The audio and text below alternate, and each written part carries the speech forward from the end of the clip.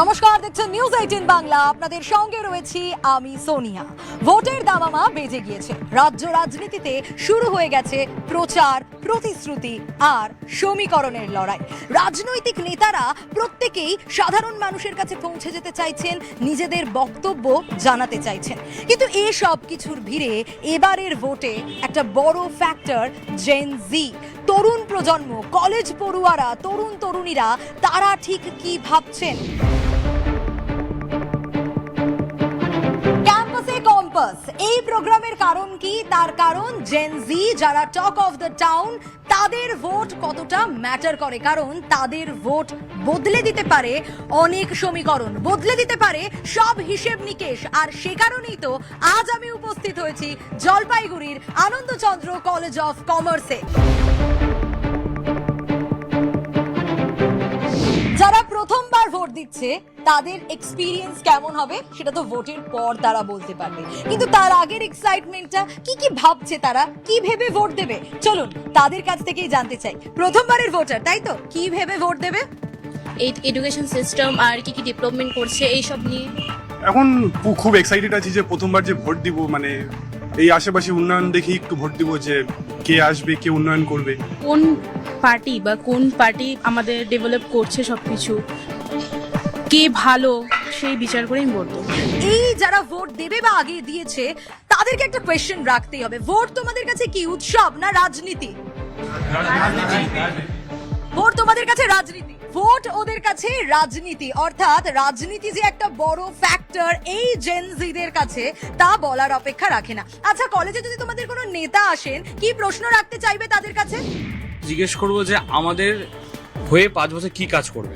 প্রথমত, যদি আমার একটা ভোটে সে নির্বাচিত হবে, এমএলএ হোক, এমপি হোক, আমার একটা ভোটে, তো আমরা চাবো যে আমাদের ইম্পর্টেন্ট স্টুডেন্ট থেকে শুরু করে রাস্তাঘাট থেকে শুরু করে ছাত্রছাত্রীর জন্য কি করবে না করবে সবকিছু শোনার পরেই আমি তাকে ভোট দেবো।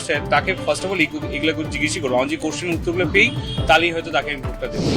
আচ্ছা, জেনজি মানে সোশ্যাল মিডিয়া তাদের একটা বড় প্রভাব কাজ করে, সব সময় বলে। আচ্ছা, তাদের ভাষণ শোনো সোশ্যাল মিডিয়ায় নাকি শুধু রিল স্ক্রল করে যাও? ভাষণ শোনো। তোমাদের কি মনে হয় এই ভোটে, এবারের ভোটে সোশ্যাল মিডিয়া কি বড় ফ্যাক্টর হবে? মানে জেনজি জেনারেশন যেটা আছে তাকে তো একটাই সোশ্যাল মিডিয়া করে, তো সোশ্যাল মিডিয়া যেভাবে প্রচার হবে তার একটা মানে যে প্রথমবার ভোট দিবে তার মাইন্ডসেটটা তো সেভাবেই তৈরি হবে না, তো অবশ্যই সোশ্যাল মিডিয়াটা ফ্যাক্টর করে। সোশ্যাল মিডিয়ায় এখন বলতে গেলে সবারই আছে, তো সেই মাধ্যমে সেই বিষয়টা বেশিভাবে প্রচার হবে। এটা একটা সোশ্যাল মিডিয়া বড় একটা এফেক্ট করবে এবছরের ভোটে। আচ্ছা, আরেকটা প্রশ্নও রাখি, একজন জনপ্রতিনিধি তার কি গুণ থাকা উচিত বলে মনে হয় তোমাদের, যে একজন জনপ্রতিনিধি যিনি ভোটে দাঁড়াবেন? সবার প্রথমে যেটি থাকবে আর কি, সবার সাথে মিলেমিশে থাকা এবং পাড়ায় পাড়ায় গিয়ে বোঝা ব্যাপারটা যে কি সমস্যা আছে, প্রতিটি জায়গায় গিয়ে তাদের মধ্যে একটি আমরা দেখতে পেরেছি যে সব জননিধির মধ্যে একটি করে অহংকার আছে, যারা যখন তারা প্রার্থী হয়ে পদ পেয়ে যায় তারপরে তাদের অহংকার বেড়ে যায়, সেটা কমানো উচিত এবং সবাইকে দেখা উচিত যে কোন পাড়ায় কোন সমস্যা বা কোথায় কি সমস্যা হচ্ছে, এটাই আর কি। আচ্ছা, ভোটের সময় কি মনে হয় বন্ধুরা একে অপরকে প্রভাবিত করে?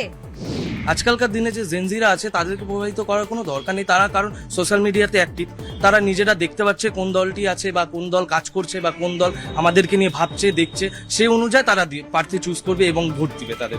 আচ্ছা, কলেজ ক্যান্টিনে তোমাদের কতটা আলোচনা হয়, রাজনীতি নিয়ে তর্ক বিতর্ক হয়? হ্যাঁ হয়, বন্ধু বান্ধবীদের সাথেই কোনো সময় হয় যে ও অন্য কিছু পছন্দ করলো, আমি অন্য কিছু পছন্দ করলাম, এইসব নিয়ে ডিসকাশন হয় আমাদের মধ্যে। আমার যাকে পছন্দ হবে আমার বন্ধু তাকে না, আবার তার জায়গায় পছন্দটা আমার হবে, এই তো এই দিনই চলতে থাকে এই মহলটা আজদিন। আচ্ছা, এই ভোট আসছে এবং এই ভোটে একটা বড় ফ্যাক্টর এবার আমরা দেখতে পাচ্ছি যে ভোটের দামামা বেজে গেছে, বা তার আগে থেকেও দেখা যাচ্ছে যে মনীষীদেরকে কোট করে নেতারা বেশ কথা বলছে। কিন্তু সেক্ষেত্রে ছোটখাটো ভুলও কোথাও গিয়ে কখনো কখনো হয়ে যাচ্ছে। ওরা কি মনে করে এটার কি খুব দরকার আছে নাকি নেই? কিছু কিছু মনীষীদেরকে নিয়ে এমন ভাবে কথা হচ্ছে, সেটাকে তারা তো মনীষী, তাদের সেই সম্মানটা পাওয়া উচিত। তারা তো আমাদের বন্ধু তো হয় না, বা তারা বন্ধুত্বও না, তারা সেই একটু মহান ব্যক্তি, তো তাদেরকেও যদি কটাক্ষ বাজেভাবে বলা হয় সেটা মনে হয় না ঠিক হয়। আচ্ছা, ছাত্রছাত্রীদের কি রাজনীতি করা উচিত, কি মনে হয়? ভারতবর্ষে যতই নেতা ছিল বা পশ্চিমবঙ্গে যত নেতা, তারা এক সময় ছাত্র রাজনীতি থেকে বেরিয়ে আজকে এত বড় একজন নেতা হয়েছে, তো আমার মনে হয় ছাত্র রাজনীতি করা উচিত একদমই।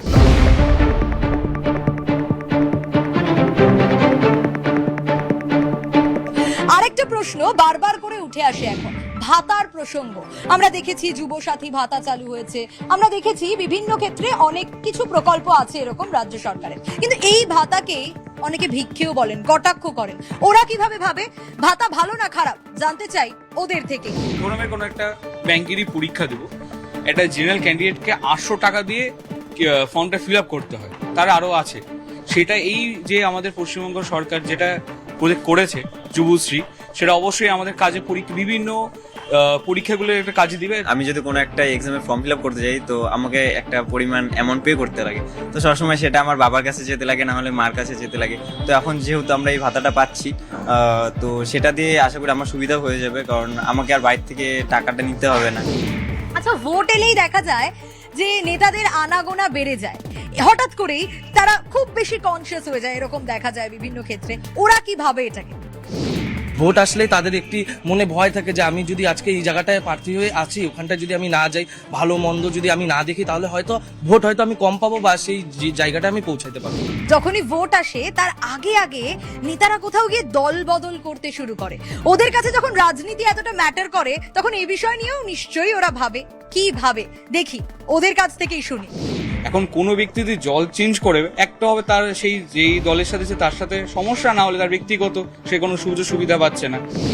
এসআইআর এখন একটা বড় ফ্যাক্টর। সেই এসআইআর নিয়ে আসলে ওরা কি ভাবছে? এসআইআর নিয়ে কি ওরা বা ওদের পরিবারের কাউকে সমস্যায় পড়তে হয়েছে? একটু শুনি ওদের কাছ থেকে। এসআইআর নিয়ে সমস্যায় পড়তে হয়েছে? অবশ্যই পড়তে হয়েছে। আমাদের ফ্যামিলি মেম্বারই একজন আছে, আমার কাকিমুনি, যার হলো নাম আসেনি, ঠিক আছে। তো এখন কয়দিন আগে আমরা 2 দিন আগে দেখেছিলাম জলপাইগুড়ি মিউনিসিপ্যালিটির সামনে দেখছিলাম, যখন আমরা যখন ঘুরতে যাচ্ছিলাম সেখানে, তখন দেখি মিনিমাম 1,500 থেকে 2,000 লোকের লাইন। সেখানে মানুষ রোদে দাঁড়িয়ে আছে, যাদের নাম আসেনি। কারোর নাম হয়তো দাসের মধ্যে দুন্তের স আছে, তার নাম হয়তো তালবিশ আসছে, তা সে কি তার বাবার ছেলে না বা বাবার মেয়ে না? এটা তো হতে পারে না। এই যে নেতাদের রথযাত্রা বা পুরীর জগন্নাথকে নিয়ে জানাজানি, কি মনে হয় এই বিষয়গুলো কিভাবে দেখো? মানে অন্যভাবেও প্রচার করা যায়, এভাবে ভাবো কি? বলবো যে আমি পুরীর জগন্নাথ মন্দির এগুলা নিয়ে কোনো টানাটানি করাটা উচিত না, কারণ এটা দেবতাদের স্থান, এগুলা নিয়ে করাটা ঠিক হবে না। আচ্ছা, জেন জি, তাদের ভোট তো একটা বড় ফ্যাক্টর। তারা নতুন সরকারের কাছ থেকে কি চায় শুনি তাদের কাছ থেকে। প্রথমত আমি একজন স্টুডেন্ট, তো সেই হিসাবে বলতে গেলে স্টুডেন্টরা যাতে আরো সুযোগ সুবিধা পায়। ইভেন তার সাথে একটাই আমার তরফ থেকে বলবো, আমরা আমার বন্ধু হোক বা আমি হই, অনেক জায়গায় আমরা যাতায়াত করি এডুকেশনের জন্য। সেই যদি আমাদের একটা যদি স্টুডেন্ট যে বাস ভাড়াটা যদি সেটা যদি 50% বা যেটাই হয়, যদি স্টুডেন্ট কনসেশন যেটা দেওয়া হোক। এই ক্যাম্পাসে কথা বলে বোঝা গেল জেন জি তরুণ ভোটাররা এখন অনেক বেশি সচেতন। তারা শুধু প্রচার নয়, কাজের খতিয়ান, কাজের হিসেবও চায়, উন্নয়ন কতটা হয়েছে সেটাও জানতে চায়। আজ ক্যাম্পাসে কম্পাস এখানেই শেষ করছি। আবারও দেখা হবে আপনাদের সঙ্গে অন্য কোনোখানে, অন্য ক্যাম্পাসে। তাদের কথা জানবো, তরুণ ভোটারদের কথা ভাববো।